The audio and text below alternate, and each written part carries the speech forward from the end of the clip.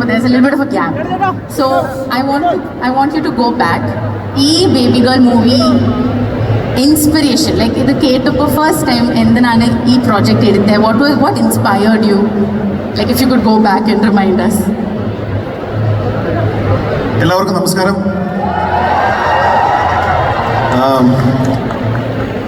Baby girl വളരെ interesting ആയിട്ടുള്ളൊരു story ആയിരുന്നു. എന്താ പറയുക, ഇത് സംസാരിക്കപ്പെടേണ്ട ഒരു കഥയാണെന്ന് ഫീൽ ചെയ്തു.